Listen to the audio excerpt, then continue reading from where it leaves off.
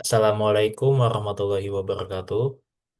Apa kabar semuanya? Perkenalkan, nama saya Muhammad Rizky Dika Saputra dengan NIM C0E024032. Saya dari Universitas Jambi, Fakultas Ekonomi dan Bisnis, Program Studi Keuangan Daerah. Di sini saya akan menjelaskan tentang hukum pajak, teori dan asas pemungutan pajak. Baiklah, tanpa berlama-lama, kita langsung saja masuk ke pembahasannya. Pertama yang akan kita bahas adalah apa sih itu pajak? Pajak merupakan pungutan yang dilakukan pemerintah terhadap wajib pajak tertentu berdasarkan undang-undang yang ada tanpa harus memberikan imbalan langsung. Pajak mempunyai peranan yang sangat penting dalam kehidupan bernegara, khususnya di dalam pelaksanaan pembangunan. Karena pajak merupakan sumber pendapatan negara untuk membiayai semua pengeluaran termasuk pengeluaran pembangunan.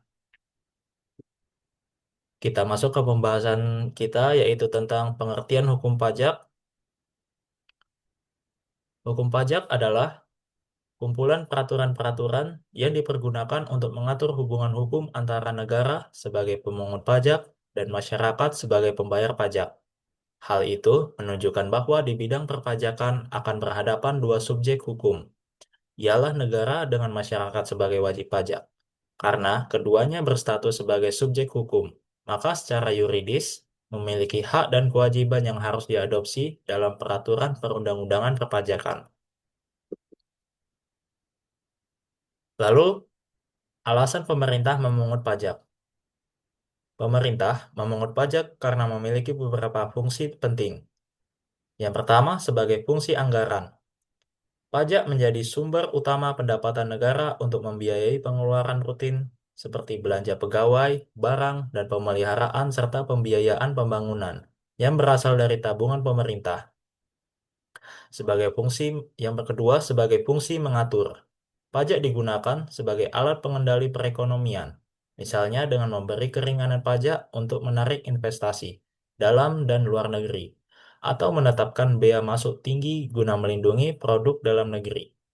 Pajak juga berfungsi sebagai stabilitas, yaitu sebagai dana untuk kebijakan pengendalian inflasi dan mengatur peredaran uang secara efektif dan efisien. Selain itu, pajak berperan dalam redistribusi pendapatan, di mana hasil pajak digunakan untuk kepentingan umum dan pembangunan sehingga membuka lapangan kerja. Ini meningkatkan pendapatan masyarakat serta mengurangi kesenjangan sosial. Lalu, teori yang digunakan dalam pemungutan pajak. Yang pertama ada teori asuransi. Teori asuransi ini memandang pajak sebagai premi yang dibayar warga kepada negara untuk perlindungan jiwa dan harta. Meski negara wajib melindungi semua warga, baik pembayar pajak maupun bukan. Lalu teori bakti. Teori ini menganggap pembayaran pajak sebagai bentuk pengabdian kepada negara. Negara memiliki hak memungut pajak, tetapi harus berdasarkan peraturan perundang-undangan seperti Pasal 23 Undang-Undang Dasar 1945.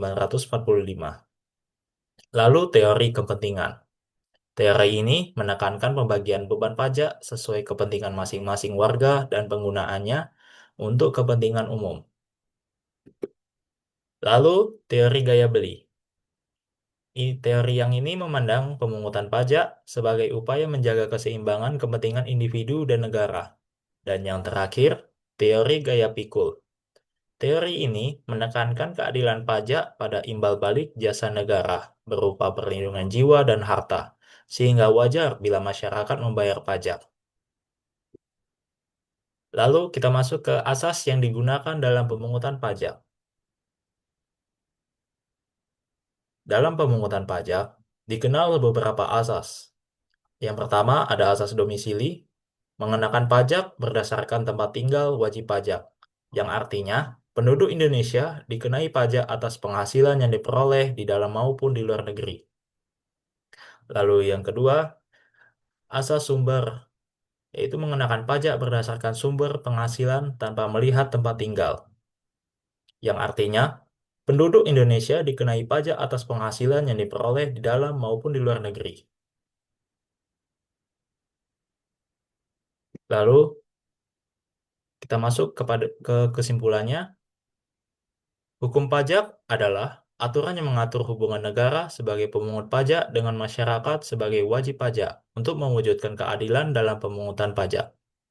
Pajak dipungut tidak hanya untuk pendapatan negara atau fungsi anggaran, tetapi juga untuk mengatur perekonomian, menjaga stabilitas, dan pemerataan kesejahteraan.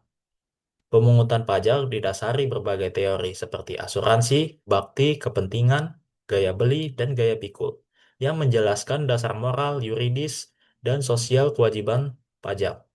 Selain itu, asas domisili dan asas sumber menentukan siapa yang wajib membayar pajak dan atas penghasilan yang mana. Secara keseluruhan, pajak adalah instrumen penerimaan sekaligus sarana keadilan dan kesejahteraan, sehingga memerlukan kesadaran moral, transparansi, dan kepatuhan dari semua pihak. Baiklah, berakhir sudah penjelasan dari saya. Saya mohon maaf bila masih ada kekurangan. Saya ucapkan terima kasih. Saya akhiri wabillahi taufiq wal hidayah. Wassalamualaikum warahmatullahi wabarakatuh.